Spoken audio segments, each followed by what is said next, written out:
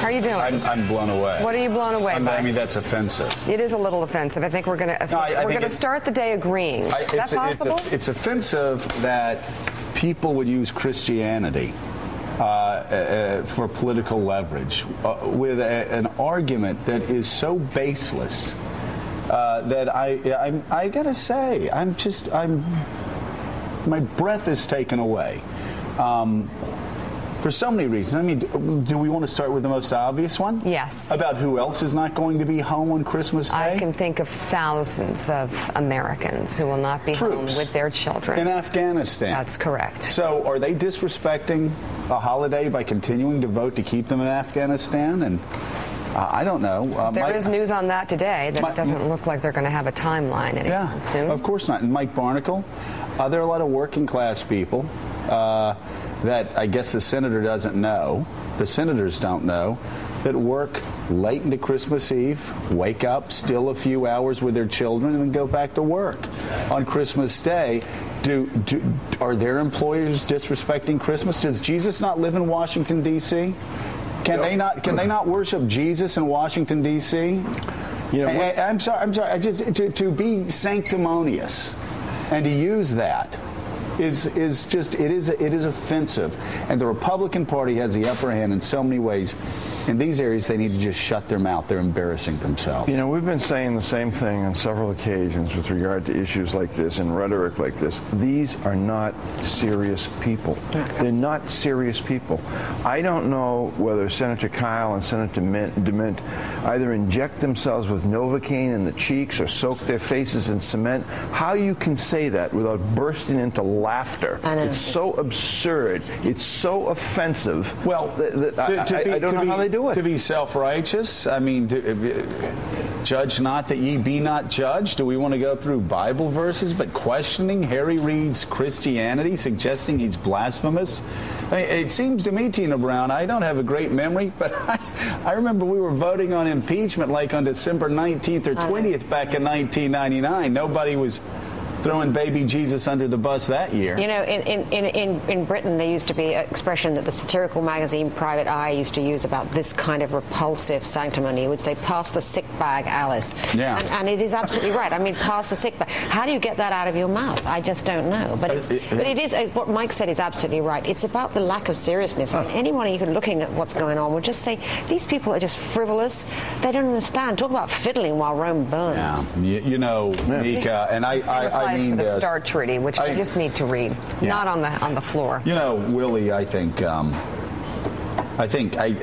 don't usually say this, but I do think that Senator Demint, who I know and like and respect, and John Kyle owe Harry Reid an apology. And I will say it. I will go there. It is un-Christ-like. I will go there. It is un-Christ-like to judge another man's faith in the way they have judged Harry Reid's faith. A devout Mormon, a devout Christian. And there is nothing biblical about that. Nothing. This rises to the level of self-parody. If Stephen Colbert didn't already tear it apart last night, he'll be doing it tonight. This is on the level of freedom fries. These are the kind of things that people look at and think our politicians are not adult. Yeah. But could this be a kind of a Newt Gingrich and the airplane moment? I mean, I actually believe that people will look at this and just feel this is just too much. This could be a blowing it moment. Well, the interesting thing is when you hear things like this from Kyle and Demint, do they really think we're that stupid? Do they really think that we buy this stuff?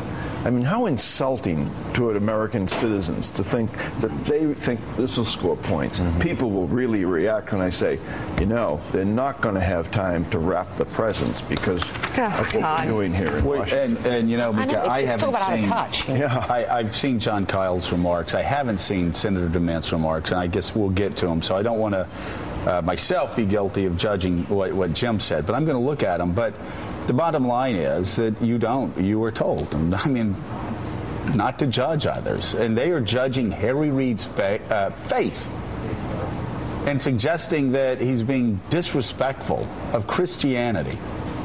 And they need to look in the mirror this morning and ask if that's really where they want to go. And if not, they really need to apologize to Harry Reid. This is a horrible way. Okay, let's put up Demint's comments. This is a horrible way to go into a new Congress. Questioning another man's faith. We shouldn't be jamming major arms control treaties up against Christmas. It's sacrilegious and disrespectful. Okay. This is the most sacred for holiday for Christians. They did the same thing last year. They kept everybody here until Christmas Eve to force something down everybody's throat. I think Americans are sick of this. The White House will also say in response to that they've had the START treaty for many, many, many months. They've had time to work on it. The last one took 3 days. It was different.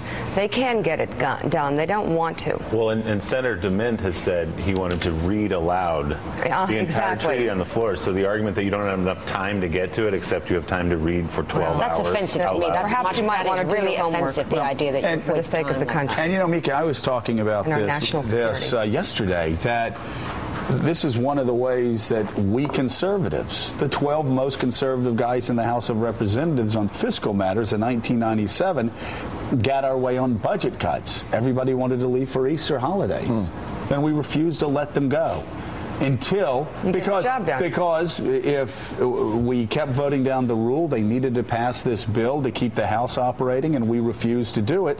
And they said a lot of really nasty things to us. But Jim and Senator Kyle need to understand that people like Steve Largent was in the room with me that day that we did that, and to call Harry Reid sacrilegious is calling all of us that did this in the past sacrilegious. It's just offensive. A lot going on in Washington. You know what? Sometimes you say things you don't mean. They really do need to apologize. Sometimes you say things in the heat of battle. I know this. I really think it would be good for them. It would be good for the United States Senate for them to apologize, because they are questioning Harry Reid's faith. And that is deeply offensive to most Americans. I think we agree with that. Point taken. The Vice President, I understand from Chris, Vice President called.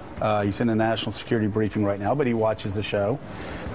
And he just reiterated, Jay Carney reiterated how offended the Vice President was at these senators questioning the faith of Harry Reid for doing what has been done before.